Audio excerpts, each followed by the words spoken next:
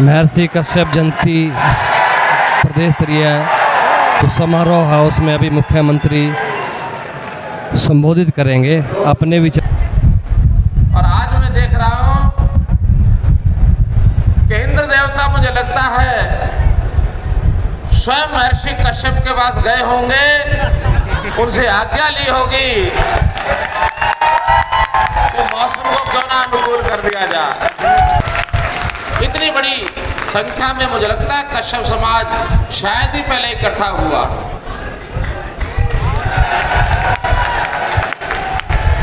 एक कार्यक्रम इससे पहले पानीपत में जब हमारे रघुनाथ कश्यप जी भी चेयरमैन थे तो उनके बुलावे पर मैं पानीपत में भी महर्षि कश्यप जी के जयंती के दिन आया था।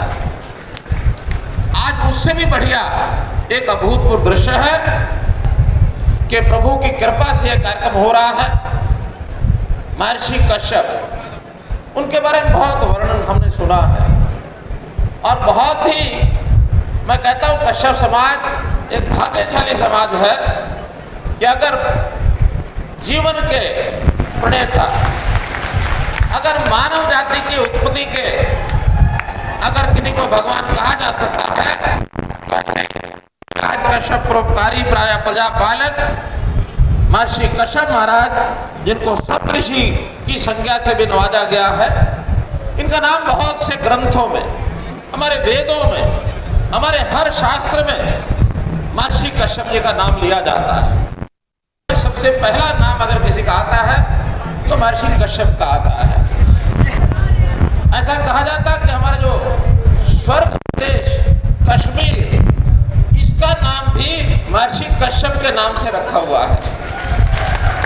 कश्मीर को महर्षि कश्यप वहां के लोग अपना पूर्वज मानते हैं और जब महर्षि कश्यप का युग या उनकी नीति पर चलने वाले जितने भी आगे महानुभाव हुए हैं, सभी बहुत ही नीति प्रेरक, नीति के ऊपर चलने वाले, धर्म आधारित समाज जीवन चलने वाले, हमेशा उनके आदर्श जीवन को याद रखा जाएगा। कश्यप समाज का जो इतिहास है वो भी बहुत गौरवपूर्ण है। हमको मालूम है कि भगवान रामचंद्र जी जब वनवास के लिए गए थे तो उनको रास्ते में आश्रय देने वाले राजा निषाद भी कश्यप समाज से संबंध रखते थे। प्रभु रामचंद्र जी का सीधा संबंध है। यहाँ तक के भगत प्रहलाद के बारे में हमने सुना है, कश्यप समाज से संबंध रखते थे। और एक बात शायद जानकारी आपको है कि नहीं है, गुरु गोविंद सिंह जी ने जब पंच प्यारे आए थे तो जो पंच प्यारे, देश भर के 5 लोगों को उन्होंने अपने पास बुला करके और जो खालसा पंथ की नींव रखी थी, उसमें एक जिनका नाम हिम्मत सिंह कश्यप था, पंच प्यारे में से एक। और अगर इससे आगे बढ़ते हैं, जब औरंगजेब की सेना ने गुरु गोविंद सिंह जी को परिवार सहित बंदी बना लिया था, तो उस समय भी जो हिम्मत सिंह कश्यप जी के जो बेटे थे, जिनका नाम भाई मोतीराम था, उन्होंने छुप छुप करके गुरु गोविंद सिंह जी के बच्चे, उनके परिवार के लिए 3 रात तक लगातार दूध की व्यवस्था, रात को छुप के जाते थे, दूध दे करके आते थे। और जो अत्याचारी, निर्मयी, निर्दयी, जब पता लगा औरंगजेब को, तो औरंगजेब ने भाई मोतीराम को बंदी बनाया और कोल्लू में पिड़वा दिया। ये जो गन्ने का कोल्लू होता है, इसके अंदर पिड़वा दिया। इस प्रकार के शहादत देने वाले, बलिदान देने वाले, और भाई मोतीराम वो भी कश्यप समाज से थे। हमारा कश्यप समाज बहुत वीर है, साहसी है और अपने आप पर आत्मनिर्भर बनने के लिए, जिसको कहना चाहिए तो अपने पैरों पर खड़ा होने के लिए हमेशा, जिसको कहते हैं कबीरा वर्ग से संबंध रखता है, कभी अपने स्वाभिमान को गिरने नहीं देता, स्वाभिमानी है, हमेशा डट करके खड़ा रहता है। ऐसे कश्यप समाज का इतिहास ये हमको बताता है। रामकुमार कश्यप जी हमारे विधायक इस बात के साक्षी हैं कि तुमने योजना बनाई और उस योजना का नाम रखा संत महापुरुष सम्मान एवं विचार परिवार योजना। अर्थात ये जो संत महापुरुष होते हैं, ये जीवन को प्रेरणा देने वाले लोग होते हैं और सारे समाज के होते हैं, किसी एक बिरादरी के नहीं होते हैं।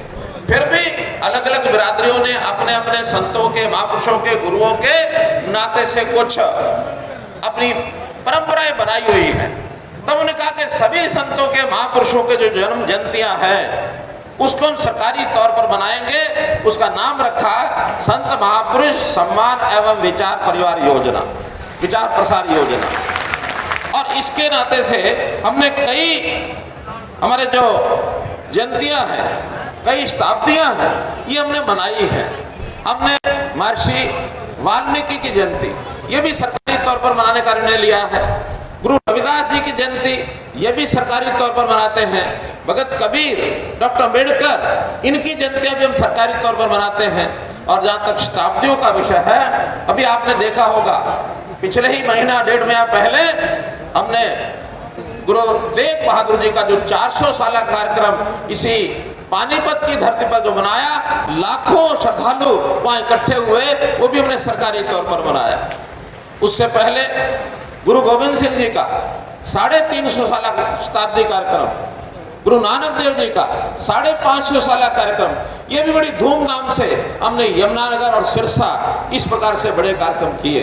तो इस प्रकार की जयंतियों का कार्यक्रम अगले ही महीने 14 जून को रोहतक में भगत कबीर का इसी प्रकार का एक बड़ा वृहद कार्यक्रम हम सरकारी तौर पर मनाने जा रहे हैं। तो भाइयों बहनों, मेरा कहने का भाव यही है कि जो संत महापुरुषों का जीवन होता है ये हमें प्रेरणा देता है एक अच्छा जीवन जीने के लिए और हमको उत्साहित करता है। मैं आभारी हूँ, धन्यवाद करता हूँ हमारे विधायक रामकुमार कश्यप जी का, जो अपने भाषण के अंत में ये कह रहे थे कि हमको पर्यावरण की भी चिंता करनी है। अपने को, हर व्यक्ति को एक पौधा अपने जीवन में लगाना चाहिए, ये बहुत बड़ी बात है। पर्यावरण की चिंता करने वाला ये समाज, मैं आभारी हूँ इनका कि इस प्रकार की चिंता करते हैं। राष्ट्रीय जितने भी नेतृत्व हुआ है, राष्ट्रवादी जो व्यक्तित्व हुए हैं, ऐसे सबकी जयंतियों पर कुछ न कुछ विशेष प्रधानमंत्री जी ने आकर्षण हमारा, यानी एक प्रकार से हमारा ध्यान उधर लेके गए। सुभाष चंद्र बोस नेताजी, उनकी जयंती जो हर वर्ष 23 जनवरी को होती है, उन्होंने कहा कि इसको केवल जयंती नहीं बल्कि इसको पराक्रम दिवस, क्योंकि नेताजी सुभाष चंद्र बहुत बड़ा पराक्रम किया आज़ादी के लिए, उसको पराक्रम दिवस मनाएंगे। और जो 26 जनवरी की परेड पहले हमेशा 24 जनवरी से शुरू होती थी, 24-25 तैयारी करते थे, 26 जनवरी को जो है उसका हम यात्रा निकालते थे अपनी गणतंत्र दिवस की। अब उन्होंने कहा कि नहीं, 24 नहीं, ये कार्यक्रम हमारा जो है इस 23 जनवरी नेताजी सुभाष चंद्र बोस की जो जयंती होती है 23 जनवरी से शुरू होगा। अब इसका मतलब 23 जनवरी से 26 जनवरी देश की स्वतंत्रता के नाम से, देश के गणतंत्र होने के नाम से इसको भी याद रखा जाएगा। भाइयों बहनों, इसी प्रकार गुरु पुत्रों का, जो गुरु गोविंद सिंह जी के पुत्र, उनका जो शहीदी का दिन है 26 दिसंबर, उसको भी वीर बाल दिवस इस रूप में देश भर में मनाने की बात कही गई कि वीर बालकों के नाम से भी उस दिन को, उनके पराक्रम को, उनके बलिदान को हम याद करेंगे। भाई बहनों, एक विषय, अब आखिर तो समाज के लिए कुछ करने की बात ऐसे महापुरुषों की प्रेरणा से वो भी बहुत जरूरी है। समाज कैसे समरस हो, कैसे खुशहाल हो, कैसे उनके जीवन में शांति आए और कैसे देश के प्रति उनका लगाव उनके मन में जागे, इसके लिए हमारे महापुरुषों ने तो बहुत किया। लेकिन हम अब नरेंद्र मोदी जी के जब से देश में सरकार आई है, इस गरीब समाज के लिए बहुत सी योजनाएं ये हमने बनानी शुरू की हैं। दुर्भाग्य इस बात का है कि देश की जो 55 साल हमारी आज़ादी के बाद के शुरुआत के थे, तो जो राजनीतिक दल नारा लगाते थे गरीबी हटाओ, गरीबी हटाओ, वो उस समय तक गरीबी, आज तक वो जहां जहां लगे वो गरीबी हटा नहीं पाए। और एक विडंबना की बात एक और शुरू हो गई है कि बड़े नए नेता आ गए हैं अभी, और नए नेता गरीबी हटाने के बजाय उनको कहते हैं आप घर में बैठे रहो, घर में बैठ के खाओ, आपको कुछ करने की जरूरत नहीं है। जबकि हम कहते हैं नहीं, हर परिवार का हम हिसाब किताब रखेंगे और एक एक परिवार का डाटा इकट्ठा करके हर परिवार से एक आदमी को लाएंगे, उसको पढ़ाएंगे, उसकी स्किलिंग, हुनर, इसका विकास करेंगे, उसको रोजगार के लायक बनाएंगे ताकि रोजगार करके अपने पैरों पर खड़ा होकर के अपने परिवार को पाले। हम जिस पॉलिसी पर चल रहे हैं इसका नाम है स्टैंड अप पॉलिसी। और जो आज का नया नेता उभरा है उसकी पॉलिसी को मैं कहता हूं हमेशा, वो तो कहता सिट डाउन पॉलिसी। हम कहते हैं पैरों पर खड़े होकर के कमाओ, खाओ, परिवार को पालो, स्वाभिमान अपना मत छोड़ो। और वो क्या कहता है, नहीं नहीं कुछ मत करो, बैठे रहो घर में और बैठे रहो तो मैं तुमको ये दे दूंगा, तुमको ये दे दूंगा, तुमको ये दे दूंगा। इसको मैं कहता हूं सिट डाउन पॉलिसी। अब बताइए, स्टैंड अप पॉलिसी ठीक है कि सिट डाउन पॉलिसी ठीक है? स्टैंड अप पॉलिसी ठीक है, इस हक में जो है वो हाथ खड़े करो। जिनको लगता है कि सिट डाउन पॉलिसी ठीक है, हम तो घर बैठेंगे, मुफ्त का चाहिए, अगर ये किसी को ठीक लगता है तो बताओ। अब ये है अंतर, ये अंतर है।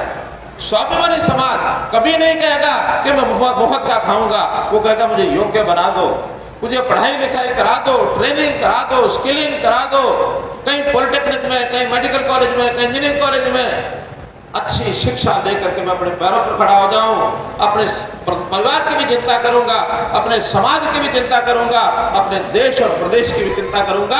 हमको समाज ऐसा खड़ा करना है। भाई बहनों, हमने क्या किया इसके लिए? एक ऐसी योजना बनाई है जो शायद ना तो देश में किसी प्रदेश में बनी है, ना ही दुनिया में कहीं बनी है। उस योजना का हमने नाम रखा है परिवार पहचान पत्र। परिवार पहचान पत्र, अंग्रेजी में उसको फैमिली आईडी भी कह सकते हैं। उसमें क्या किया कि हर एक परिवार का डाटा हमने इकट्ठा किया कि इस परिवार में कितने सदस्य हैं, क्या करते हैं, पढ़ते हैं, कमाई काम करते हैं, बेकार हैं, बेरोजगार हैं, महिलाएं घर का कामकाज करती हैं, बुजुर्ग हैं, उनमें कोई बीमार तो नहीं है। ऐसे हर एक परिवार के सदस्य की हमने जानकारी लेकर उसका डाटा तैयार किया और फिर उनकी आय पूछी हमने कि आपकी आय कितनी है। अब आय बताने वालों में किसी ने 50,000 बताई, किसी ने 1 लाख बताई साल की, किसी ने 2 लाख, किसी ने 3 लाख, जितने जिसकी है उसने बताई। ये अलग बात है कि बहुत लोगों के मन में जब लालच आता है तो 5 लाख वाला भी कहता 2 लाख है और 2 लाख वाला भी कहता मेरी 50,000 है। उनको एक लालच मन में आ जाता है कि थोड़ी बताएंगे तो शायद सरकार से कुछ मिल जाएगा। बंधुओं, हमने कुछ देने के लिए इनकम नहीं पूछी है, हमने इसलिए पूछी है कि ये जो कमजोर आदमी है इसकी पहचान ठीक हो गई तो फिर इनके परिवार का एक सदस्य उसको रोजगार के लायक बनाएंगे। ये हमारा काम है और इसलिए हमने आगे बढ़े हुए हैं। अब ये कोई सरकार को देने की बात नहीं है, आखिर तो फिर इसकी वेरिफिकेशन, हमने इनकम वेरिफिकेशन उसकी जांच कराई और जांच कराने के बाद जो आंकड़े निकल करके आए हैं उन आंकड़ों में मैं अगर सबके नाम ही बताऊं, सिर्फ मैं कश्यप समाज के बता देता हूं। कश्यप समाज के कुल 6.5 लाख मेंबर हैं, 6,49,000 है और कुल उनके परिवार 1,48,000 कुछ 100 है। हमारे पास पूरा डाटा परिवार का आ गया है और उस 1,50,000 परिवारों में से 70% परिवार ऐसे हैं, लगभग 1,05,000 परिवार जिनकी आय साल की केवल 1 लाख रुपए से नीचे है, 1 लाख से नीचे है। हमने सबसे पहले चरण में ये जो 1 लाख से नीचे परिवार की आय है, इन सबको सरकार ने अपनी जिम्मेदारी ली है कि इन परिवारों की संख्या 1,80,000 से ऊपर कैसे हो जाए, ये हमने जिम्मेदारी ली और उसके लिए एक योजना बनाई, मुख्यमंत्री अंत्योदय परिवार योजना। अंत्योदय शब्द शायद नया होगा। अंत्योदय का अर्थ होता है जो आखिरी में रह गया है, पायदान की आखिरी सीढ़ी पर है, जिसकी आय आमदन सबसे कम है। 25, 30, 50,000 रुपए कमाने वाले परिवार भी हैं। अब 4,000 रुपया महीना घर के 4 मेंबर तो कैसे गुजारा करेगा, नहीं कर सकता। उसको फिर इधर उधर दाएं बाएं देखना पड़ता है। कुछ सरकारी योजनाएं होती हैं उसका लाभ वो ले लेता है, फिर भी वो गरीबी गुर्बत में से निकल नहीं पा रहा है। तो हमने सबसे पहले जो 1 लाख से नीचे परिवार हैं, इनके घरों में कौन आदमी काम करने लायक है उसको चिन्हित किया, सरकारी संदेश भेजा, उसको एक जगह बुलाया, हमने मेले लगाए रोजगार के और उन रोजगार के मेलों में उनसे पूछा क्या कर सकते हो, किसी ने कहा मैं गाय भैंस पाल सकता हूँ, किसी ने कहा छोटा उद्योग कर सकता हूँ, किसी ने कहा मैं दुकान पर चला सकता हूँ। ऐसे तरह तरह के काम लोगों ने बताए हैं। किसी ने कहा कि मेरे पास जगह नहीं है, वरना मैं छोटा सा घर में जो काम करता हूँ इसको अगर कहीं दुकान हो जाए मेरे पास तो मैं अच्छा काम कर सकता हूँ। ऐसे परिवारों को बुला के हमने उनकी ट्रेनिंग शुरू की है, बैंक से लोन लेके देना शुरू किया है, सरकारी सहायता चाहे वो सब्सिडी है चाहे उसके लिए कोई ग्रांट है वो हमने देनी शुरू की है। लगभग 40,000 परिवारों को इस समय तक ग्रांट दी जा चुकी है, 40,000। और हमारा पहला टारगेट इस साल का 1 लाख परिवारों तक पूरा जल्दी से पहुंचने का है। मुझे लगता है कि अभी 2 राउंड हुए हैं इस परिवार के इस प्रकार के मेलों के, और एक 2 यानी राउंड और हो जाएंगे तो हम 1 लाख तक पहुंच जाएंगे। लेकिन अब ये परिवार 7 लाख है। जैसे मैंने आपके समाज के 1,05,000 परिवार बताए हैं, हरियाणा के 7 लाख परिवार हैं। इन 7 के 7 लाख परिवारों को कैसे अपने पैरों पर खड़ा किया जाए, ये हमारे लिए चुनौती है। हमने इसको स्वीकार किया और हम करके छोड़ेंगे। अंत्योदय कौशल विकास केंद्र ये खोलेंगे। अंत्योदय विकास योजना के अंतर्गत अंत्योदय कौशल विकास केंद्र हर जिले में एक शुरू में खोलेंगे, और उसमें जो पढ़ाने वाले आप ही लोगों में से लाएंगे हम, यानी जो लोग अपने हाथ का काम करते हैं। बहुत हुनर है लोगों के हाथ में। ऐसा नहीं है कि हमारे बैकवर्ड क्लास का आदमी तो पहले अपना यानी कारीगर पहले है, वो हाथ का काम करना जानता है, उसके पास समझ बहुत है, तरह तरह के काम करने में निपुण है। हम उन सब लोगों को जो अपने घर में बैठा काम कर रहा है उसका रजिस्ट्रेशन कराएंगे और उनको सैलरी देंगे, उनको पैसा देंगे ताकि उन मोहल्लों के लोगों को पढ़ा सके। उसको स्थान देंगे, उसको साधन देंगे, इंफ्रास्ट्रक्चर देंगे, जो चीज चाहिए उसको देंगे। लेकिन जो पहले से अपने घर में काम करता है इसको हम उसके साथ ट्रेनिंग करने वाले बच्चे भी आपके जो इस सर्कल के होंगे उनको देंगे। कौन सा काम वो सीखना चाहता है उस काम को देंगे। और इस योजना का भी नाम हमने बहुत सोच समझ के रखा है। ये योजना होगी गुरु शिष्य परंपरा विकास योजना। गुरु शिष्य फॉरेन कोऑपरेशन डिपार्टमेंट, विदेश सहयोग विभाग की अलग से हमने एक मिनिस्ट्री बना दी है कि ऐसे विदेश से जो मांग आती है हम अपने जो लड़के बच्चे सीखे हुए हैं उन सीखे हुए लड़कों को वहाँ भेजें ताकि ठीक से अच्छी सैलरी लेकर के यहाँ आएंगे, घर परिवार को पालेंगे।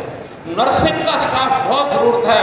हमने हरियाणा में नर्सिंग कॉलेज खोलने शुरू कर दिए हैं ताकि लड़कियां हमारी बहनें नर्सिंग का कोर्स सीखें और फिर उसके बाद अगर कोई विदेश से मांग आती तो उनको वहाँ भेज सकें। हमारे अपने अस्पतालों में जरूरत बहुत है। हम इनको अपने यहाँ भी काम देंगे, अपना रोजगार करने के लिए बैंकों से उनको लोन दिलाएंगे। हमारा पहला काम यह है कि एक एक परिवार में से एक एक व्यक्ति को आगे बढ़ा के काम में सिखाएं। कोई चौथा नारा नहीं देंगे कि हम एक ही दिन में सबकी गरीबी हटा देंगे या हम हर किसी के खाते में इतने पैसे डाल देंगे। व्यक्ति को पैरों पर खड़ा करना है, उसी को जागरूक करना पड़ेगा। भाई काम करेगा तो आगे बढ़ेगा, नहीं करेगा तो बैठा रहेगा। इसलिए हम लोग इस ओर आगे बढ़े। योग्य जो बालक हैं अच्छे पढ़ लिख करके सरकारी नौकरियों में भी उनको नौकरी मिलेगी, लेकिन बहुत सीमित होती है। अच्छे पढ़े लिखे अच्छे नंबर ले करके ही वो उसमें आगे बढ़ सकते हैं। उसमें हमने रियायत थोड़ी दी है। रियायत क्या दी है कि जिस परिवार में एक भी सरकारी नौकरी नहीं है, जिसके परिवार में एक भी सरकारी नौकरी नहीं दी है, उसको 5% अतिरिक्त अंक दे करके भी उसकी नौकरी देने के लिए उसको आगे लाएंगे। उसको 5 नंबर ज्यादा देंगे ताकि किसी घर में 4 है तो काम चल रहा है, 3 है तो काम चल रहा है, 2 है तो काम चल रहा है, एक भी सरकारी नौकरी में थोड़ा बहुत काम उसका चलता है, लेकिन जिसके घर में एक भी नहीं है उसके घर में भी तो एक आदमी आना चाहिए। तो इसलिए हर प्रकार के रोजगार के जो काम है, ये पहचान पत्र जो हमारा चला है इस परिवार पहचान पत्र के माध्यम से, और ये हम सब करने वाले हैं। इसके लिए जो बहुत जल्दी ये जो गुरु शिष्य योजना है ये भी अखबारों में आएगी, और जो अंत्योदय कौशल विकास केंद्र इसकी योजना भी हम देने वाले हैं। इसमें जो सीखने के लिए कला सीखने के लिए आएंगे उनको भी स्टाइपेंड देंगे, केवल सिखाने वाले को नहीं। जो सीखने वाला गरीब परिवार का बच्चा है उसको भी मासिक कुछ ना कुछ 2,000-3,000 की राशि देंगे ताकि अपनी जेब खर्ची तब तक वो चला सके। 3 महीने के 6 महीने के कोर्स कराने वाले भाइयों बहनों, परिवार पहचान पत्र के साथ बहुत सी सेवाएं जोड़ी है। हम गरीब आदमी जो धक्के खाता है दफ्तरों में जा करके भीड़ लगा के खड़ा रहता है, उसकी कोई सुनता नहीं है, उसकी बहुत चिंता की है कि आप जाओ अपना परिवार पहचान पत्र का नंबर दे दो, आपको और कुछ करने की जरूरत नहीं। कोई डेट ऑफ बर्थ भी आपको बताने की जरूरत नहीं, उसमें पहले से दर्ज है।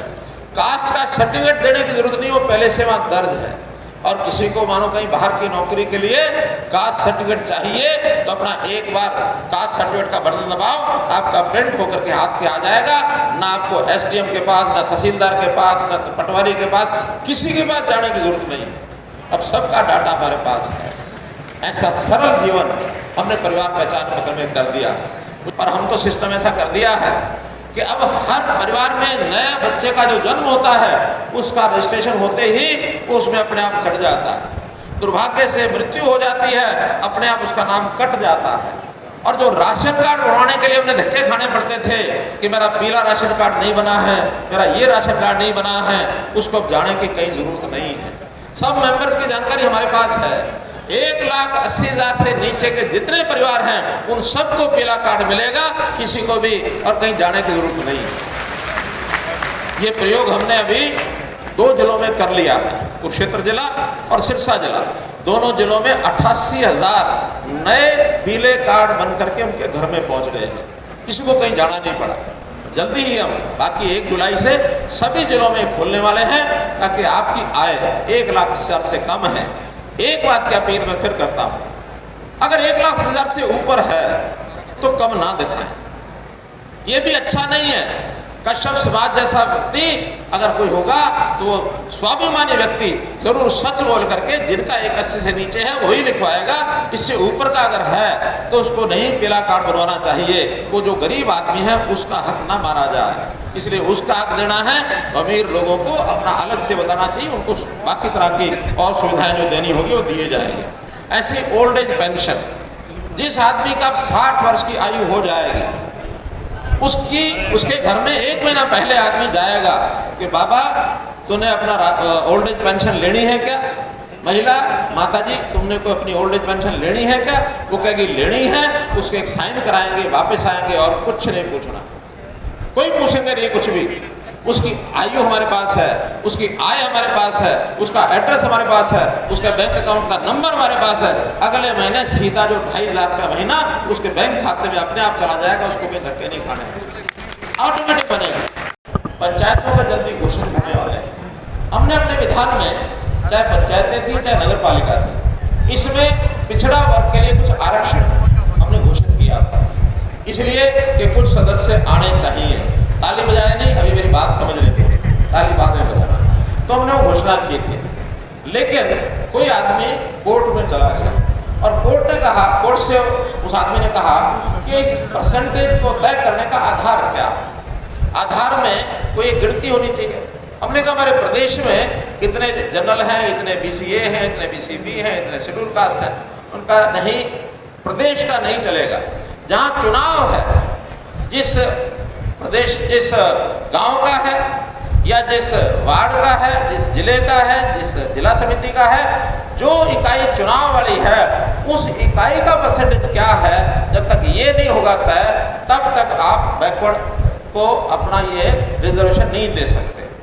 इसलिए हमारे सामने 2 ही विकल्प थे। एक विकल्प ये था कि हम इसकी कोई एक BC कमीशन अलग से बनाएं और BC कमीशन सारे हरियाणा का, हर गांव का, हर वार्ड का, मोहल्ले का, और वो आबादी के हिसाब से परसेंटेज निकाले कि इसमें बैकवर्ड A कितने हैं, बैकवर्ड B कितने हैं, SC कितने हैं, वो निकाले। उसके बाद हम चुनाव कराएं। लेकिन आपको पता है सरकारी कामों में कितना समय लगता है। अगर इसको हम शुरू करते तो कम से कम 2 साल चुनाव नहीं होने वाले थे, 1 साल तो पक्का ही था। हमने फिर तय किया नहीं, अगर ये कहते हैं तो अगली बार का तो इस हिसाब से कराएंगे जैसा ये कह रहे हैं, लेकिन इस बार का चुनाव हम अपनी पार्टियों में उनको कहेंगे, हर पार्टी अपने अपने कौन पार्टी करती है कौन नहीं करती है ये भी कंपटीशन होगा। तो हम अपनी पार्टी से जो आरक्षण दिया है बैकवर्ड क्लास का, पार्टियों में उतने कैंडिडेट जिसका आरक्षण है उसको जरूर खड़ा करेंगे और उनको जिताएंगे भी। लेकिन सरकारी आंकड़े पे अभी कम से कम 1 साल और लगने वाला है, वो अगले चुनाव में तो लागू हो जाएगा, इस चुनाव में लागू करना नहीं तो 1 साल चुनाव रुक जाते। चुनाव कराना जरूरी है लोकतंत्र में। लोकतंत्र में हमें पहले ही 1-1.5 साल से लेट हो गए हैं, तो इसलिए वो चुनाव सारे इस शर्त को हटा के हम कर रहे हैं। लेकिन पार्टियों को हम अपील कर रहे हैं कि सभी पार्टियां इसको अपनाएं, कम से कम भारतीय जनता पार्टी इसको जरूर अपनाएगी, ये मैं आपको आश्वासन देता हूँ। भाइयों बहनों, इसी प्रकार से शिक्षा के बहुत जो आपके सामने रखे हैं, मैं उनको कह रहा था कि बिंदु तो 8 हैं, लेकिन 8 आज इस समय तो घोषणा करनी शायद संभव नहीं है। कुछ उसमें से कर दूंगा, कुछ उसके अलावा अलग से कर दूंगा, 8 पूरे कर दूंगा, चिंता मत करना। सबसे पहले इन्होंने कहा महर्षि कश्यप जयंती, इसकी छुट्टी की बात है। बात पूरी सुनो, अभी पूरी नहीं हुई। इन्होंने कहा छुट्टी की बात।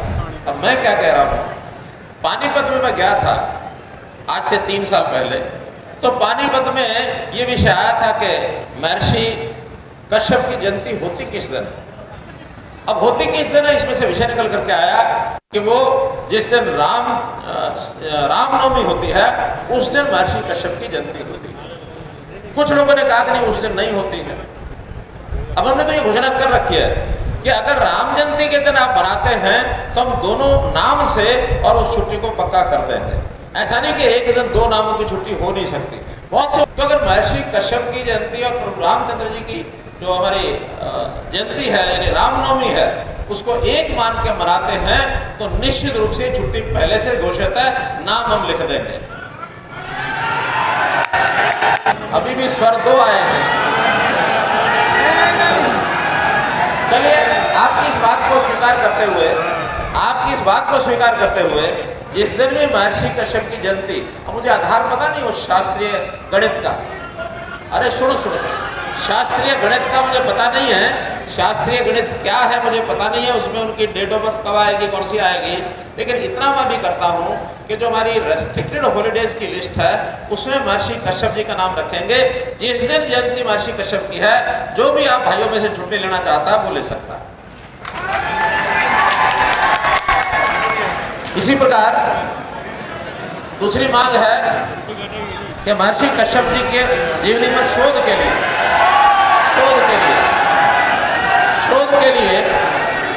महर्षि कश्यप कुरुक्षेत्र विश्वविद्यालय, मैं समझ गया, कुरुक्षेत्र विश्वविद्यालय। चलिए, बहुत अच्छा, आप बैठ जाओ, आगे सुनो। अभी महर्षि कुरुक्षेत्र विश्वविद्यालय में महर्षि कश्यप जी के नाम से एक चेयर स्थापित की जाए। अब चेयर स्थापित करने के लिए जिनकी चेयर स्थापित की जाती है, हर वर्ष 15 लाख रुपए उसमें जमा कराने होते हैं। मैं हमारे संजय भाटिया जी मेंबर पार्लियामेंट हैं यहीं के, तो इनको कहूँगा कि इस वर्ष के 15 लाख जमा करा के और महर्षि कश्यप जी की चेयर कुरुक्षेत्र विश्वविद्यालय में स्थापित की जाती है। तो ठीक है, ऐसे ही महर्षि कश्यप जी के नाम से कोई चौक रखा जाए, तो इस चौक के लिए बाकी जिलों के तो जाके वहां बात करेंगे, लेकिन करनाल मेरी यहाँ के लोगों से बात हो गई है। DC colony sector 14 Meerut road, ये जो चौक है, क्रॉसिंग है, इस क्रॉसिंग का नाम महर्षि कश्यप चौक करनाल का ये रखा जाता है।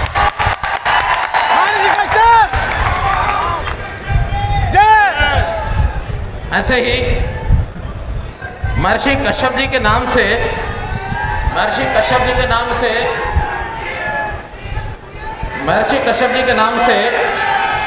गवर्नमेंट कॉलेज जूंडला, जिस पर लगभग 17 करोड़ रुपए खर्च हो चुके हैं, इस गवर्नमेंट कॉलेज जूंडला का नाम महर्षि कश्यप गवर्नमेंट कॉलेज जूंडला ये रखा जाता है। एक कौशल विकास केंद्र का नाम महर्षि कश्यप जी के नाम से और ये रखा जाएगा। इसी प्रकार महर्षि कश्यप राजपूत धर्मशाला, 4 धर्मशालाओं का नाम मुझे बताया है।